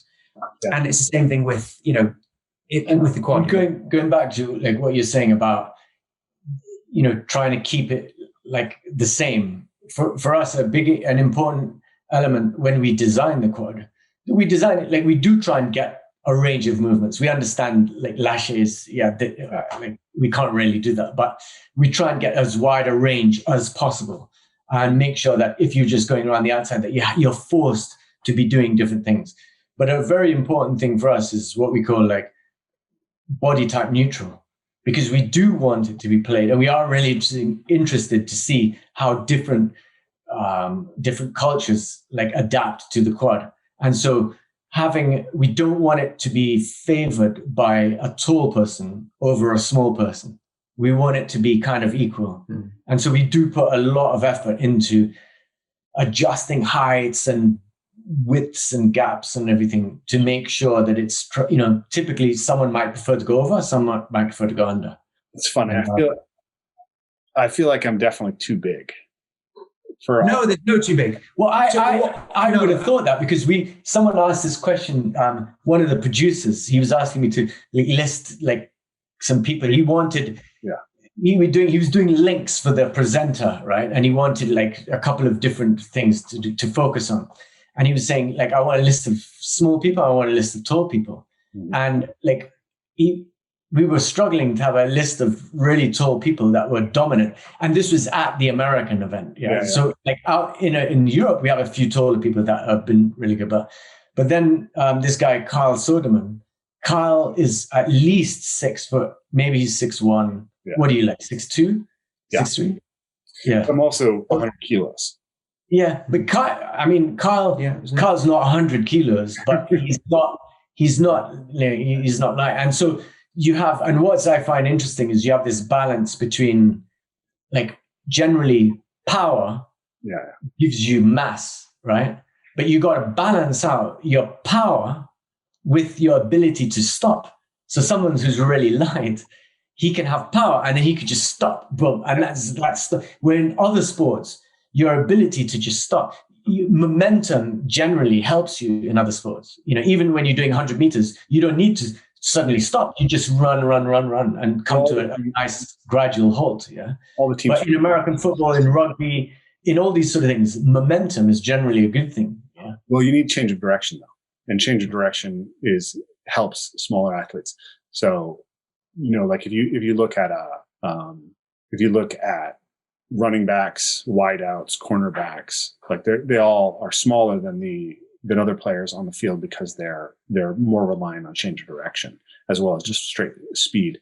Or we were talking. I was thinking about basketball earlier, like because you're talking about critical distance. Because one thing you'll see in basketball is when you have a player who's quick and shifty and whose desire is to blow past you, you'll move away from him, right? And so, like if I'm a point guard and I'm 6'1", 190 pounds, right? Like I'm a small guy from a basketball perspective. I really need to be able to shoot well because otherwise you will just leave me a lot of room, and then you'll have plenty of time to react to me. And this is kind of the same thing of that you were talking about, where when the athlete who's pursuing is further away, it's actually easier for them to adjust to the changes that the evader is making, right? Mm-hmm. So you want to bring them in close enough that you can manipulate them into moving the wrong direction, so you can get then a big gain to set up a new situation where you can do that repeatedly, right? Otherwise, you're just running and you're fatiguing yourself. Yeah. So in an event like when I look at the quad, I think Seth Wang, right? I think a guy who's the quad doesn't to me look like, there's a few places where I see people really using power. Like from a parkour athlete perspective, there's not that many places where you can do a big power move and gain a big advantage. But there are a number of places where being able to get through tight spaces is a huge advantage. Some of the dives through to tag somebody, though that's where length really helps. Yeah. That's what I was going to say. There's an anomaly like Haroon, one of the guys, UK guys in Evasion. He's 6'3", 6'4". His arms, his reach is crazy. And he fits through the smallest spaces. Yeah. And he's never, he's got like 100% tag rate. Yeah. He's never been. He's probably. I don't think he's 6'4". I'd say 6'2" or 6'3", maybe. Like long arms. Yeah. But his arms, the arms are meant to be. I reckon his wingspan must be higher than, because his arms. Like basketball, right? Like the length is more important than the height in some ways, because your arms close down where the ball can move around you. Yeah. So what's the sphere that you can contain? And so for a long athlete in the quad, they're going to be able to shut down a wider area and force the athlete to move further to get away from them. Yeah. Right? So there's advantages to length for sure, as opposed to say like a Seth Wang, basically like what I'm seeing there is low center of mass. So he's going to change direction really quickly. He's light and he's really powerful. And then he has that ability to move through small spaces really well, but he doesn't have the length that someone like Haroon has. But the weird thing about Seth is that he's really good at chasing, but he got a few evasions. There's one match, I can't remember the match when it is, but he got like 2 or 3 evasions in a row. Yeah. And it must be 2 evasions. I think it was 2 evasions in a row. But his skill is actually chasing, not evading. Yeah. And so you would think and then look at the person who got the most evasions is Kyle. He's 6'1" or 6'2". So it doesn't play out how you think. I don't think a lot of time it doesn't play out how you think it's going to play out. Yeah. And Haroon is good too. He gets evasions and he's 6'3". Yeah. So it's not, it's interesting. I'd love to come and try the quad someday. Just busy with my own professional. Well, if you're around in August, then if you're able to get over, then we'd love to have you. Yeah. Okay. Well, we'll see. I have an event that runs from July 21st to the 28th. So the thing coming up is like August 3rd, right? It's 3rd to the 6th. Yeah. The 3rd is just practice day. There's some matches, like first round matches. The ESPN thing is only from the 6th. Mm-hmm. So on the 3rd, we have practice. On the 4th, we have some like couple rounds of matches. Because what we wanted to do is we wanted to have as many teams involved as possible, because now like teams want to get involved. Yeah. So it was very difficult. And we had to trade off, because if you have more teams, then each team has less practice time, because like now we've got 20 teams. So that's, if they only have 1 hour each, that's still 20 hours that we have to find. Yeah. So you have to rent, that's at least 3 days of venue hire that you have to, so it is a trade-off. But anyway, we decided to settle on the top 4 teams have pre-qualified for the quarterfinals, which will be televised on ESPN. Nice. And then before that, we have 16 teams playing 2 rounds to narrow it down to the top 4 teams that meet the top 4 seeded teams. So the seeded teams are the order from the last event. So Apex 1, Hollywood 2,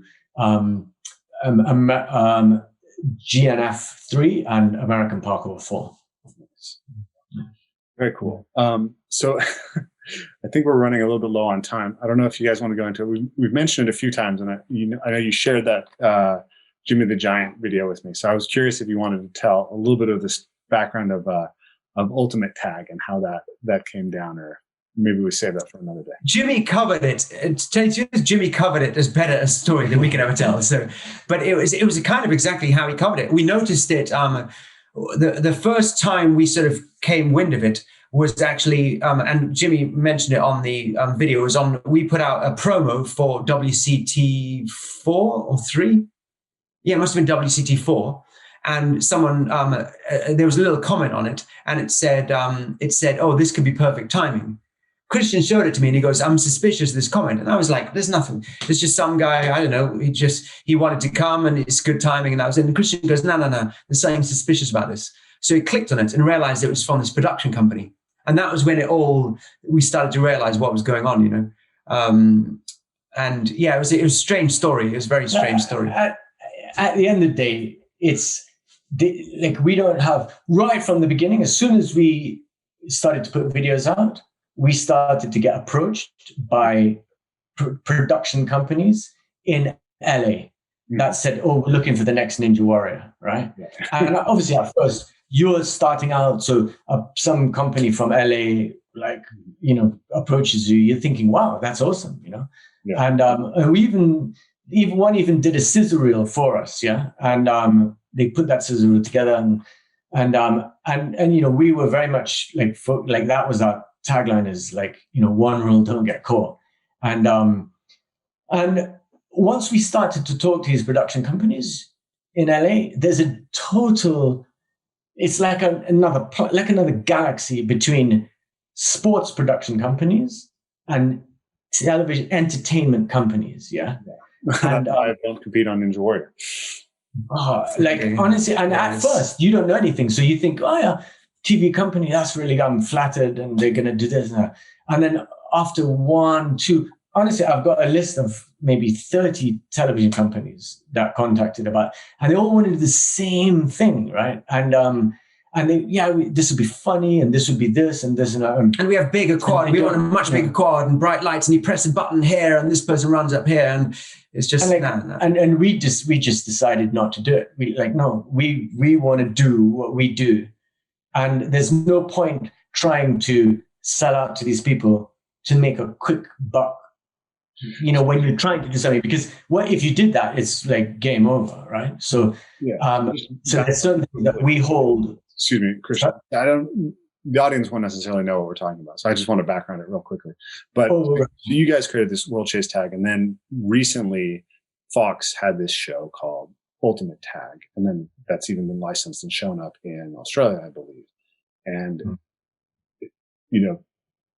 like you said, we don't have to go into it. Jimmy the Giant's channel covered really particularly how it's pretty clear that they took the idea from you guys.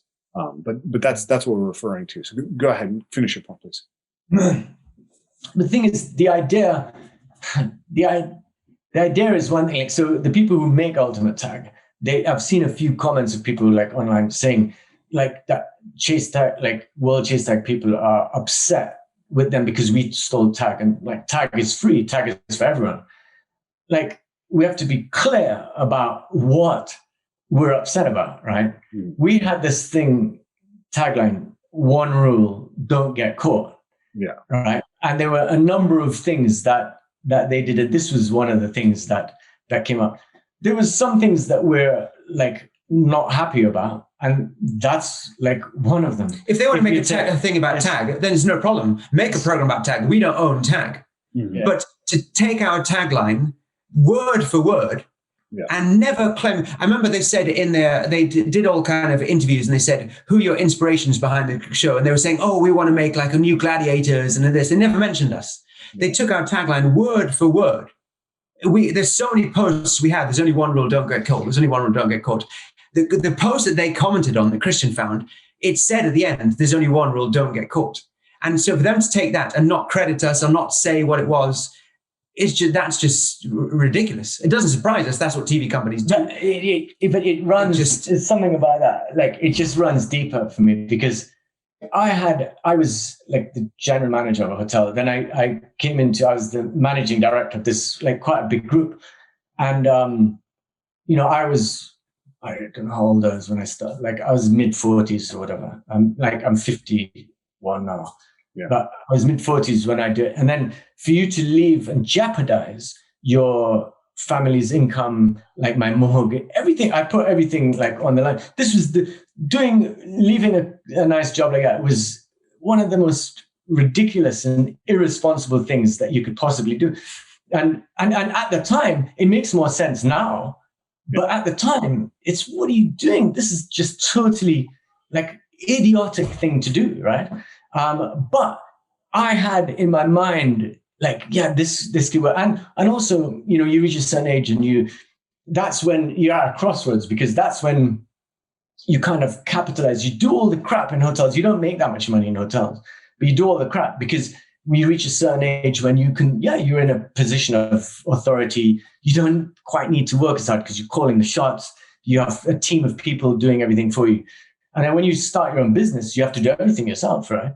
And when I did that tagline it's not just some marketing thing that you dream up in an office with a bunch of branding people. Mm-hmm. This was something that means, for you to take that risk and put everything on the line, it's don't get caught means much more than just, it's tag, don't get caught, ha ha ha. This means something, yeah? So when now you see people like your parkour heroes, to me, the biggest superhero in parkour is Dom, Yeah.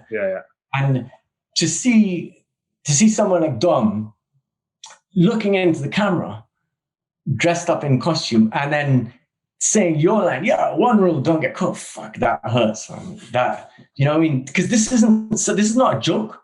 This is not like some marketing thing. Oh yeah, I came up with this thing and now I'm going to make some money and then that's it. No, this is, I'm not like philosophical person or something like that. Like you are sometimes, that's just not so much who I am. But there's certain things that mean something.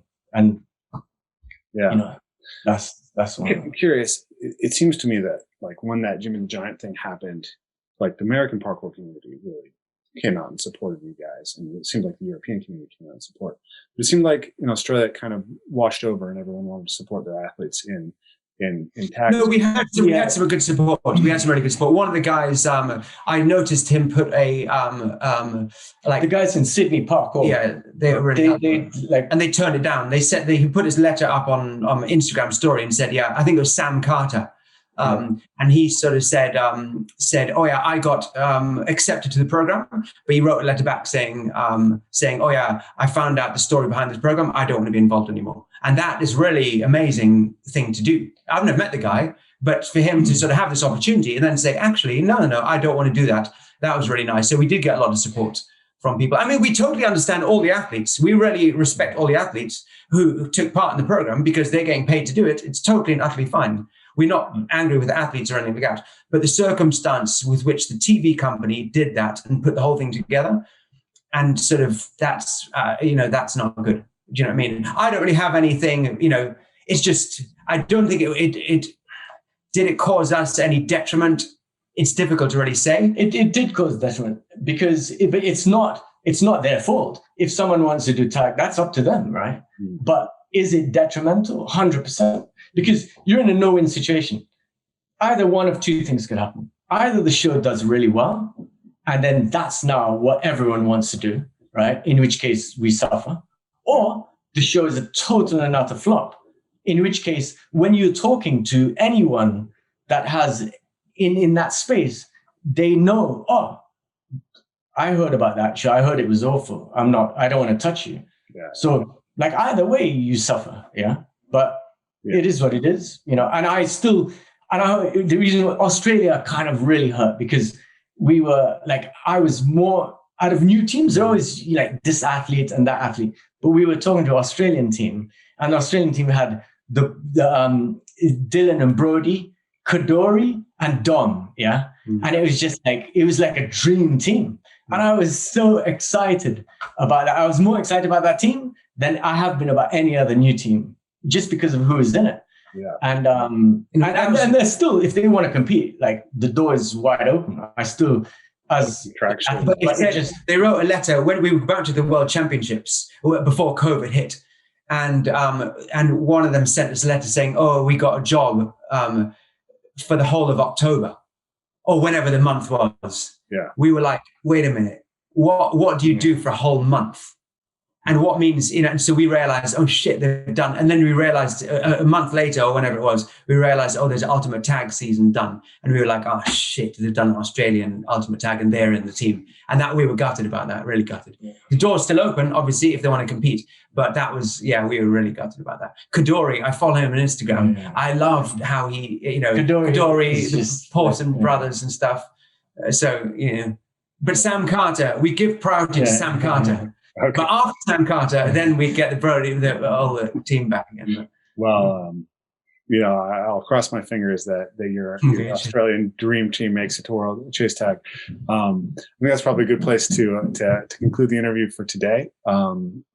It's getting dark where you guys are. I can hardly pick you up anymore. Really enjoyed the chat, though. This was super fun, and I wish you guys absolutely the best of luck in August. And I probably won't be able to make it out and join you guys at this one, but certainly if there's some way that I can come be involved and jump around on it at some future date, I'd love to do so. Yeah, definitely. As things currently stand, we're going to do World Chase Tag 5 in Atlanta in October. Okay. So there's another opportunity. A bit more longer lead in. Yeah. Sounds good. Do you know what time in Atlanta in October, like early or late? I think our broadcast date is 24th. Ooh, okay. Yeah. I teach an event until the 3rd, so I might be able to recover and come play. So that would be super fun. So let's stay in touch about that. And have a good evening, guys, and thank you so much for the interview. Okay, cheers. Thank you.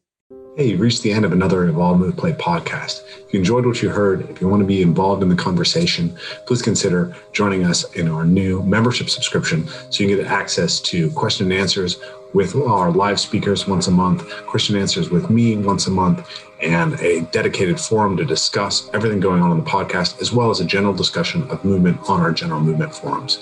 If you're interested in that, make sure to check out the link below, get signed up, and join a part of our membership community. If you can't join our membership community right now, it's still always helpful if you can like, share, and subscribe, and even hit that bell and get notifications for upcoming Evolve, Move, Play podcasts. But adios for now, and we'll see you next time. Thanks, guys.